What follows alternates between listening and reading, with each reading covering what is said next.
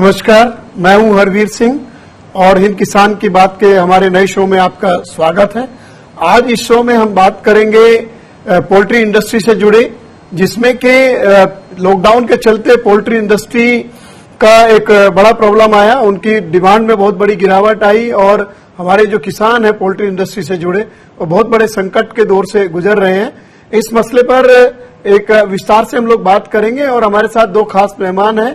Poultry federation of India के जो secretary हैं रणपाल ढांडा जी हैं और हमारे साथ हैं विजय सरदाना जी जो फूड पॉलिसी एक्सपर्ट हैं।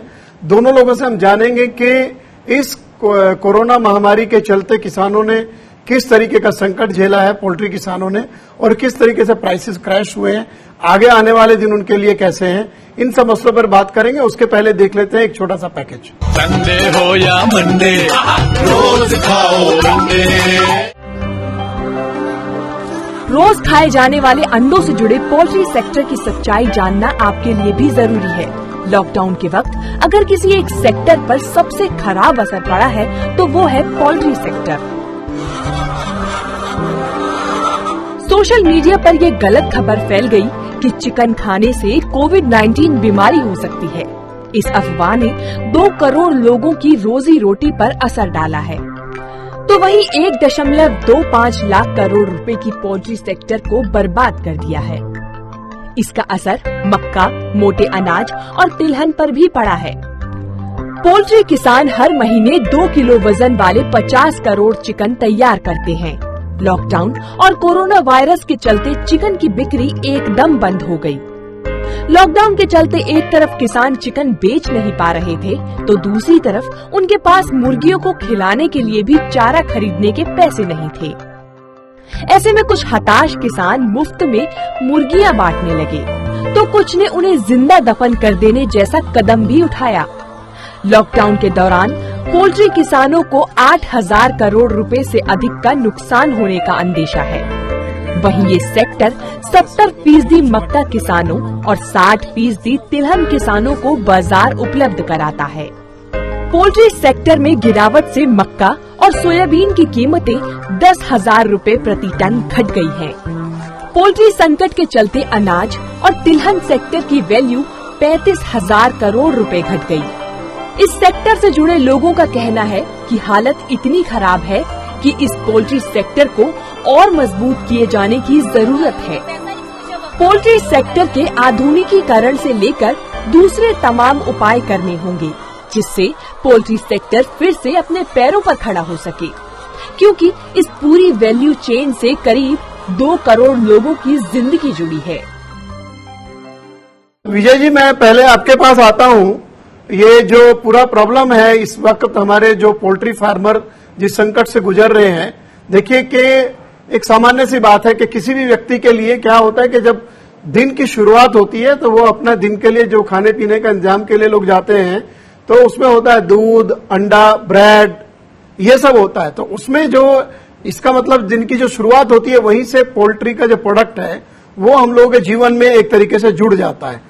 लेकिन जो कोविड-19 की महामारी आई है उसके चलते जिस तरीके से पोल्ट्री उत्पादों की डिमांड में भयानक गिरावट आई और उनकी कीमतों में गिरावट आई, उसके चलते जो हमारे जो फार्मर हैं उनके ऊपर कितना बड़ा संकट आया, इस बारे में आप थोड़ा सा बताएंगे? क्या स्थिति पैदा हुई इसके चलते?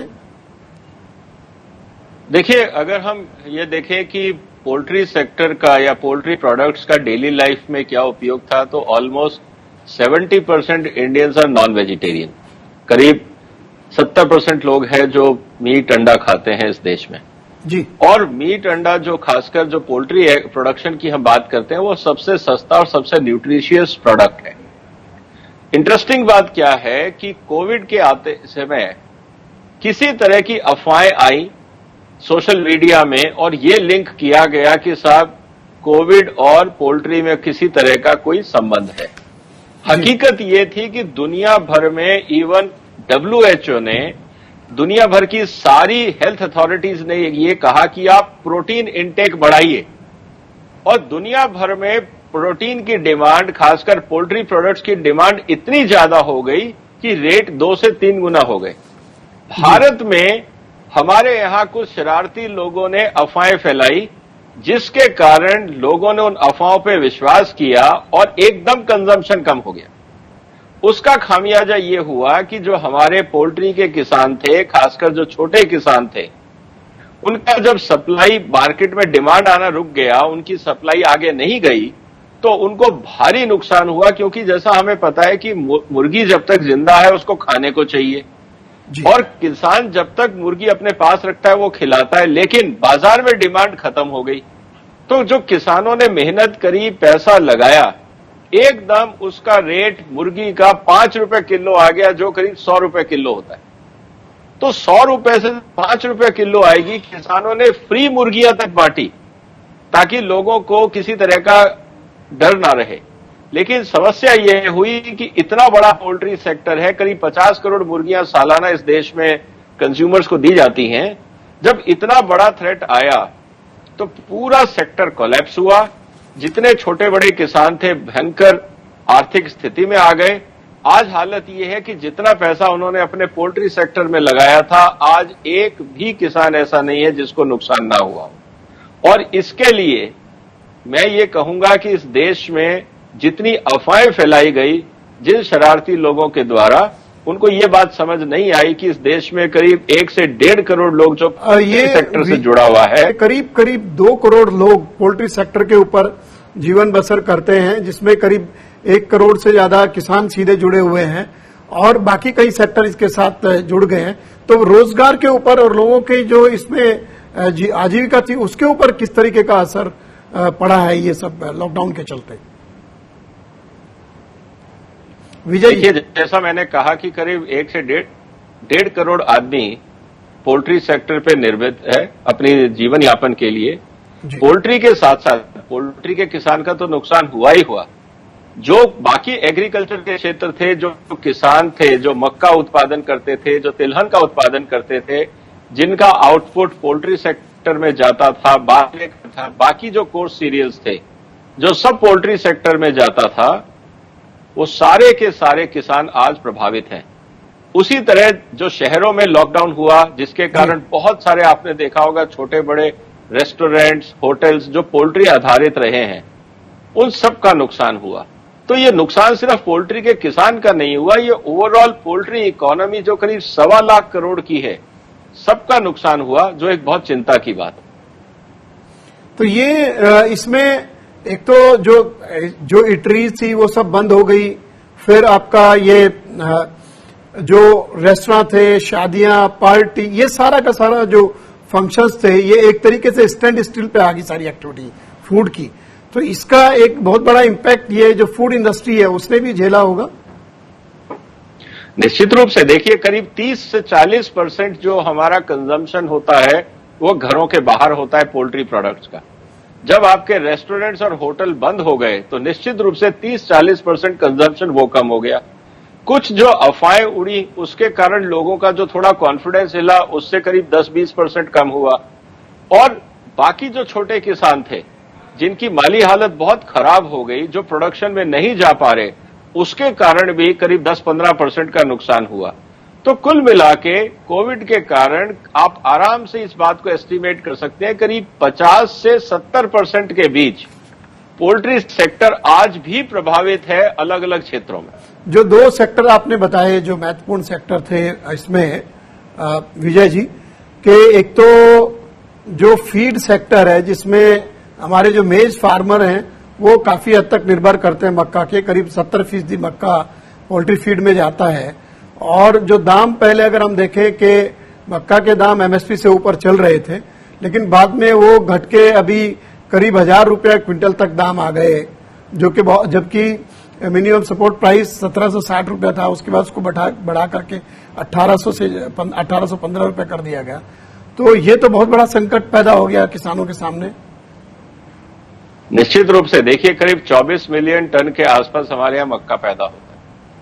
उसमें से आप ये समझिए 70% पोल्ट्री में जाता है जी। कोविड के लॉकडाउन से पहले जब ये महामारी आई, उससे पहले मक्का किसानों के बिकता था 22, 23, 24, 25 रुपए किलो।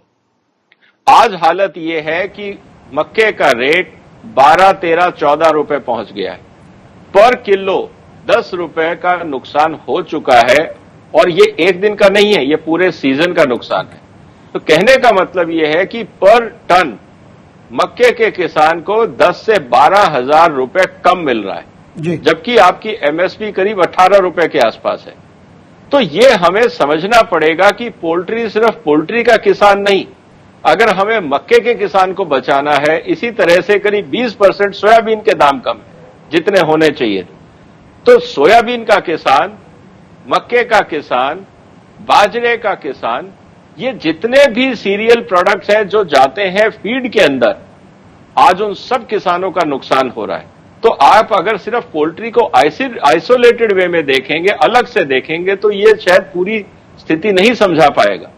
इसीलिए मैं ये कह रहा हूं कि 1.25 लाख करोड़ रुपए का नुकसान जो पोल्ट्री सेक्टर है, अगर उसका नुकसान होता है तो वो 1.25 लाख रुपए मक्के के किसान, सोयाबीन के किसान और बाकी किसानों में भी बढ़ता है।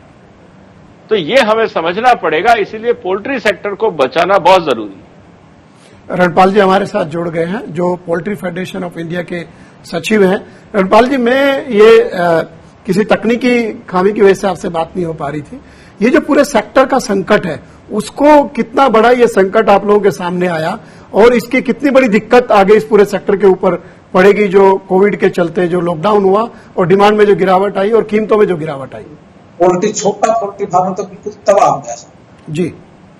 उसके पास तो हालात ये है कि उसने अब थोड़ा बहुत काम अभी स्टार्ट किया है, उसके बाद दोबारा फिर से जिस हिसाब से लागत होनी चाहिए, लागत उस हिसाब से है नहीं मार्केट में, और प्रोडक्शन फार्मर ने थोड़ा थोड़ा करके बढ़ाई है, तो उसके हिसाब से आज फिर रेट 50 और 52 रुपए मार्केट में आ गया है। ऊपर से अफवाहें जो अभी भी हैं, अभी भी आज ही मैं सुन रहा था कि 4-5 दिन के बाद फिर 5-4 दिन का लॉकडाउन करेंगे, जबकि मार्केट में कुछ लोग हैं जो इस प्रकार के अफवाहें फैला के मतलब फार्मर में र्यूमर पैदा कर देते हैं, और वो एकदम से भागन अपना माल जो है जिसके पास जितना भी निकालने की कोशिश करता है उसको भाव आगे जो ट्रेडर हैं जो वो करते हैं उसका फायदा उठाते हैं। बहुत बुरे हालत है फार्मर। अच्छा, ये बताइए मुझे कि आप लोगों के सामने इतना बड़ा संकट आया और एक नेशनल कोऑर्डिनेशन कमेटी है जो आप लोगों की एक नेशनल बॉडी है जो कि पूरे सेक्टर के लिए काम करती है, उसने कोई ऐसा कैंपेन क्यों नहीं चलाया जो लोगों के अंदर जो अफवाहें फैल रही थी कि आप चिकन या उसके या पोल्ट्री प्रोडक्ट खाने से आपको कोरोना हो सकता है, उसको भ्रम को दूर करने के लिए क्यों नहीं उन्होंने काम किया? और आपके पूरे सेक्टर को इस संकट से उबारने के लिए क्या किया उन्होंने अभी तक? नहीं, अच्छा है, काम तो किया है, ऐसा नहीं काम नहीं किया है। और हम लोगों ने अपने स्तर पर, क्योंकि इतना बड़ा सिस्टम तो हमारे पास है नहीं फार्मर के पास कि हम इतना ज्यादा वो कर सके करके, बाकी हम अपने लेवल पे इसको कर रहे हैं, जितना ज्यादा लोगों को जागरूक किया जा सके वो किया जाए, लेकिन उससे काम करने वाला नहीं है। ये तो एक गवर्नमेंट की तरफ से एक सिस्टम होना चाहिए साहब। हम एक डिमांड करते हैं आपके माध्यम से कि कुछ ऐसा एक बने जिससे फार्मर को अपने इस चीज को आगे बढ़ाने में, अपने प्रोडक्ट का, अब आज के टाइम में इससे सस्ता प्रोटीन और कोई नहीं है। इंडिया में 80% लोग आज प्रोटीन की कमी में से वो है, लेकिन लोगों को जागरूक ही नहीं है। लोग को आज भी वैध नहीं समझते, उसको भी आज ये समझते बहुत लोग होते हैं क्यों जीव का वो किया भाई, जबकि जो टेबल है उसके अंदर चिक्स होता ही नहीं है, उसके अंदर पैदा किया ही नहीं जा सकता। लोगों को आज 80% लोगों को ये नहीं पता है कि टेबल एग के अंदर चिक्स नहीं होता, उसके अंदर कोई जीव नहीं है। 80% लोग ये समझते हैं भाई इसको अंडे क्यों खा, इसके अंदर जीव है, तो इसके अंदर जीव है ही नहीं। तो थोड़ा अगर गवर्नमेंट से करे मिड डे मील में वैसे भी थोड़ा बहुत फार्मर के लिए इस प्रकार की सपोर्ट की जाए, ज्यादा से ज्यादा इसका लोगों को जागरूकता पैदा की जाए पोल्ट्री के प्रति, ताकि पोल्ट्री फार्मिंग बची रहे। तो इसके लिए हम चाहेंगे कि तो ये मैं विजय जी आपके पास आता हूं, जैसे रणपाल जी भी कह रहे हैं कि एक तो लोगों के अंदर इसके बारे में अवेयरनेस होना चाहिए, सरकार को कोशिश करनी चाहिए। हालांकि हमने देखा है कि जो एनईसीसी है उसने कोई बहुत बड़ा कैंपेन तो नहीं चलाया। हमने जो उनके नॉर्थ इंडिया के प्रतिनिधि है अजीत सिंह चंडीगढ़ में, उनसे बात करने की भी कोशिश की, लेकिन उनका कोई जवाब नहीं आया। मैं ये कहता हूं कि जैसे मिड डे मील में कुछ राज्यों ने देना शुरू किया था अंडा, जिससे कि जो न्यूट्रिशनल सिक्योरिटी का एक बहुत बड़ा चैलेंज हमारे देश में है, खासतौर से जो गरीब तबका हमारा है, उसमें ये इस तरीके के उपायों को क्या बढ़ावा नहीं देना चाहिए और अब और ज्यादा बढ़ावा देना चाहिए, जिससे कि ये जो अभी पूरे सेक्टर का जो संकट है, जो किसानों को झटका लगा है, उनकी जो आमदनी के ऊपर बहुत बुरा असर पड़ा है इस लॉकडाउन और कोरोना के चलते, वो कुछ पटरी पर आ सके। विजय जी, इस बारे में आपका क्या मानना है? देखिए, बहुत महत्वपूर्ण सवाल आपने उठाया हरवीर जी। देखिए, आज से पहले अगर हम देखें कि अब भारत सरकार ने एक नया मंत्रालय बना दिया है लाइव स्टॉक सेक्टर के लिए जी, और जहां अब तक आपने बात करी एनईसीसी का, देखिए एनईसीसी एक प्राइवेट इनिशिएटिव है, उसके पास अपनी लिमिटेड रिसोर्सेज हैं, या जो वो किसानों से पैसा इकट्ठा करते हैं ये उतना पैसा उनके पास होगा। आज जरूरत इस बात की है कि शुरुआत में जब कोई संस्था नहीं थी, मंत्रालय नहीं था, तो एनईसीसी ने एक एक्टिव रोल प्ले किया।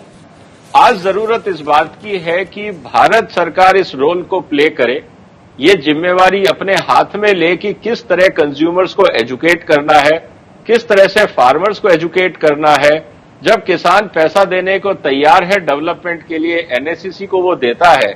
इसी तरह से जैसे हमने देखा कि स्टॉक मार्केट में सेबी का एक फंड होता है, इन्वेस्टर अवेयरनेस फंड, इसी तरह से इन्वेस्टर प्रोटेक्शन फंड, मुझे लगता है कि आज उसी तर्ज पे भारत सरकार को पोल्ट्री डेवलपमेंट फंड या पोल्ट्री अवेयरनेस फंड के नाम से एक संस्था का निर्धारण या सोसाइटी बनानी चाहिए। उसमें सारी तकनीकी और साइंटिफिक जानकारी कंज्यूमर्स को और किसानों को दी जाए, क्योंकि आने वाले समय में आप देखेंगे बहुत बड़ी इंडस्ट्री और बहुत बड़ा पोटेंशियल है इस देश में जी। और जैसा हमने देखा कि सिर्फ किसान ही नहीं, मुर्गी का किसान ही नहीं, एग्रीकल्चर सेक्टर, आपका पूरा मक्के का क्षेत्र, तिलहन का क्षेत्र, आपका बाकी जो कोर सीरियल्स हैं जो आदमी नहीं खाता, जैसे बहुत सारा बाजरा वगैरह, इवन ब्रोकन ग्रेन्स, जो ग्रेन्स आदमी नहीं खाता, वो सब मुर्गियों में जाता है। तो एक बहुत बड़ा इकोनॉमिक सेक्टर है। ये हम एक या दो सोसाइटीज के भरोसे नहीं छोड़ सकते हैं, क्योंकि हर सोसाइटी की अपनी एक लिमिटेशन होती है। लेकिन जब उसको भारत सरकार अपने हाथ में लेगी तो राज्य सरकारों को भी जिम्मेवारी मिलेगी, संस्थाओं को भी जिम्मेवारी मिलेगी, किसानों को भी जिम्मेवारी मिलेगी, और सबसे बड़ी बात है कि कंज्यूमर को यह लगेगा कि सरकार कह रही है। आज अगर मैं कोई भी संस्था बना के कहता हूं कि आप ये करिए, तो कंज्यूमर को ये लगता है हम तो अपने मतलब की बात कर रहे हैं। उसकी एक क्रेडिबिलिटी उतनी नहीं हो पाती जितना सरकार कहेगी। तो मुझे लगता है सरकार को वक्त आ गया है कि इसमें हस्तक्षेप करना चाहिए, एक एक्शन प्लान बनाना चाहिए, ताकि पोल्ट्री सेक्टर और जो एलाइड एक्टिविटीज हैं उनको एक सपोर्ट मिले। ये रणपाल जी, मैं फिर आपके पास आता हूं। ये आप बताइए कि जो दाम है पोल्ट्री प्रोडक्ट्स के, एग है या चिकन है, इन या और दूसरे प्रोडक्ट है, उनके दाम में क्या कुछ सुधार आना शुरू हुआ? क्योंकि अब अनलॉकिंग की प्रक्रिया चल रही है, धीरे धीरे जो इटरीज भी खुल रही हैं, लोगों का मार्केट में आना जाना बढ़ा है, तो कुछ राहत आपको दिखी है? कुछ कीमतों में कुछ बदलाव, जो बढ़ोतरी, जो लॉकडाउन के पहले जो हालत थे और अब में जो बीच में हालत खराब हुए, उसकी तरफ अभी जो सुधार की कुछ गुंजाइश दिखी है क्या? हाँ, लॉकडाउन के बाद अच्छा इम्प्रूव किया था जी, लेकिन धीरे धीरे जैसे जैसे, क्योंकि ये लाइव स्टॉक की मार्केट है साहब, इसमें जो प्रोडक्शन हो रही है जी, बीच में प्रोडक्शन लोग डिस्ट्रॉय कर दी था, वो कर दिया था कुछ, लेकिन अब धीरे धीरे प्रोडक्शन पटरी पे आ रही है, लेकिन कंजप्शन उस हिसाब से नहीं हो रही है। तो अभी कितना, अभी दाम कितना है? अभी दाम अगर हम देखें एग का, जो फार्म पे आपको एक्स फार्म पे जो मिल रहा है जी, का दाम है अभी वो 55 रुपए 56 रुपए किलो, जो आज की डेट में चल रहा है। अच्छा, और जबकि आज भी प्रोडक्शन कॉस्ट तकरीबन आप 65 रुपए समझ के चलिए। अंडे का दाम कितना मिल रहा है आपको फार्म पे? जी जी, तो अगर इस पे जैसे प्रोडक्शन है, अगर कुछ प्रोडक्शन पे इस प्रकार का कोई सिस्टम बने कि जिस हिसाब से लागत हो रही है उस हिसाब से ही प्रोडक्शन करी जाए, कुछ इस प्रकार के सिस्टम बन सके, क्योंकि फार्मर तो साहब ऑर्गेनाइज हो नहीं सकता। अगर गवर्नमेंट ही इसमें कुछ इस प्रकार का सिस्टम बनाए कि कितनी कंजप्शन और कितनी लागत और उसके हिसाब से ही प्रोडक्शन आगे किया जाए, तो एक बहुत बेटर काम हो सकता है, क्योंकि फार्मर नहीं करेगा, फार्मर तो इकट्ठा हो ही नहीं सकता। वो तो कभी भी ये नहीं कहा, वो तो एक दूसरा टांग खींचेंगे अगर करेंगे तो उसको। वो सोचता है नहीं भाई ये मेरे से पहले तो ये मर जाएगा, मैं मर जाऊंगा। इसके लिए तो एक ओवर प्रोडक्शन का जो सिस्टम है, इसमें किसी तरह कुछ काबू चले। ये आप बताइए मुझे कि सरकार ने कोविड राहत के लिए 20 लाख करोड़ का पैकेज अनाउंस किया, एग्रीकल्चर के लिए भी उन्होंने इंफ्रास्ट्रक्चर और कई सारी स्कीम्स अनाउंस की, तो क्या पोल्ट्री के लिए उसमें कुछ था क्या आप लोगों के लिए कि आपके लिए कोई संकट में मदद मिल सके? नहीं, पोल्ट्री छोटे फार्मर के लिए तो उसमें कुछ भी नहीं है सर, क्योंकि ना उनके लोन है ना उनका कुछ है। वो तो अपना धीरे धीरे करके अपने घर से काम चला रहे थे, और वो जो उनके पास पूंजी थी वो उन्होंने सारी लूट पीट की, उनके पास कुछ नहीं रहा। अब कुछ जैसे जो बड़े फार्मर हैं, बड़े वो हैं, तो उनके लिए तो फिर भी भाई जिसका जो वर्किंग कैपिटल था उसमें 20% ये हो गया वो हो गया, लेकिन छोटे फार्मर के लिए क्या होगा? उसके लिए कुछ भी नहीं हुआ साहब। तो मैं जी विजय जी मैं आपके पास आता हूं। ये एक बड़ा जो हिस्सा है पोल्ट्री का वो एक्सपोर्ट का भी है, तो एक्सपोर्ट मार्केट भी हमारा ध्वस्त हो गया होगा इसमें। और एक तो ये बताइए कि ये रिवाइव कैसे करें, साथ में जो अभी आप पॉलिसी फ्रेमवर्क की बात कर रहे थे कि अगर ये सेक्टर पटरी पर आ पाए उसके लिए सरकार को क्या करना चाहिए, और एक्सपोर्ट प्रमोशन के लिए या अभी जो एक्सपोर्ट के हमारे मार्केट है उसको रिवाइव करने के लिए क्या कर सकते हैं? छोटा सा देखिए, एक्सपोर्ट ज्यादातर हमारे यहां से जो होता था वो एग पाउडर होता था, बहुत ज्यादा हमारे यहां से एक्सपोर्ट था नहीं। लेकिन जो सवाल आपने उठाया वो महत्वपूर्ण इसलिए है कि भारत सरकार उदाहरण के लिए जिस तरह से अपने हॉर्टिकल्चर सेक्टर को प्लान कर रही है, आज एक हॉर्टिकल्चर सेक्टर के किसान को आप ग्रीन हाउस का पैसा देते हैं, बीज का पैसा देते हैं, हैंडलिंग सिस्टम का पैसा देते हैं, ड्रिप इरिगेशन का पैसा देते हैं, आप बहुत सारी चीजें हॉर्टिकल्चर के किसान के लिए कर रहे हैं। प्रधानमंत्री जी ने बार बार इस बात को कहा है कि अगर किसानों की इनकम डबल करनी है तो हमें खेती से हटके पशुपालन की तरफ जाना होगा। लेकिन पशुपालन में ऐसी कोई भी स्कीम अभी तक सरकार की तरफ से नहीं आई है जैसे एग्रीकल्चर में है या हॉर्टिकल्चर सेक्टर तो में। विजय जी समय तो समाप्त हो रहा है, एक छोटा सा कमेंट मैं डांडा जी से लेना चाहूंगा, आपको क्या आगे दिख रहा है इस सेक्टर के लिए? छोटा सा कमेंट मैं आपसे चाहूंगा, क्लोजिंग रिमार्क। देखिए, वैसे तो कोई दिक्कत नहीं है, अभी ग्रेन के रेट जैसे कम हुए हैं जी, सोयाबीन के रेट भी कम हुए हैं, तो उस लिहाज से देख के अगर देखा जाए तो आने वाला टाइम ठीक लग रहा है। अभी जिस हिसाब से अगर फीड के रेट, फीड की कॉस्ट ऐसे ही रहती है तो फार्मर बच सकता है, नहीं तो अगर जो फीड के रेट ऐसे ही फिर दोबारा ऐसे चले गए इंटरनेशनल मार्केट से भी ज्यादा। वे अगर पहले तो ये हालात थे कि अगर हम मक्का बाहर से इंपोर्ट करें तो सस्ता पड़ता था, इंडिया से ले तो महंगा पड़ता था, और कंपैरिजन हमारा वहां से हो रहा है। तो ये समय हमें आगे और इजाजत नहीं दे रहा है। मेरे दोनों मेहमानों का मैं धन्यवाद कहूंगा, रणपाल डांडा जी और विजय सरदाना जी, आप हमारे साथ जुड़े इस कार्यक्रम में और बहुत बहुमूल्य जानकारी आपने हमारे साथ साझा की। आप दोनों का बहुत बहुत धन्यवाद। तो अगर देखिए कुल मिलाकर के स्थिति यही है कि अभी जो पोल्ट्री इंडस्ट्री है वो खुद कह रहे हैं कि लागत ज्यादा है और उससे सस्ते में उन्हें अपना उत्पाद बेचना पड़ रहा है। सरकार ने बहुत बड़े पैकेज घोषित किए लेकिन इंडस्ट्री को बहुत कुछ नहीं मिला। लेकिन हमारे जो उपभोक्ता है जो उसमें उन लोगों को भी देखना पड़ेगा, अगर जो उत्पादक है उसके हाथ में पैसा ठीक नहीं जाएगा तो लॉन्ग टर्म में उनको भी दिक्कत होगी। और यहां पर बड़ी बात जो इन्होंने कही है, जो पोल्ट्री के ऊपर जो दूसरे फार्मर डिपेंड करते हैं हमारे, अब वो कहते हैं कि मक्का अगर बाहर से सस्ता आ जाए तो हम सरवाइव कर जाएंगे, लेकिन हमें देखना पड़ेगा कि हमारे जो मक्का के किसान है उनका क्या होगा, जो सोया मिल पैदा होता है सोयाबीन किसानों के जरिए उनका क्या होगा। तो दोनों चीजें फंसी हुई है और करीब करीब जो है ये 2 करोड़ लोगों का जीवन बसर पोल्ट्री और उसके उत्पादों से जुड़े उन पर निर्भर करता है। और मेरे ख्याल से काफी कुछ समझ लोगों को आएगा। हमारे जो दर्शक हैं उनको हमने इस पूरे मसले को समझाने की कोशिश की है। अगली बार फिर हम लोग एक नए विषय के साथ आएंगे। आप देखते रहिए हिंद किसान की बात। आपको हमारे साथ जुड़ने के लिए बहुत बहुत धन्यवाद। नमस्कार।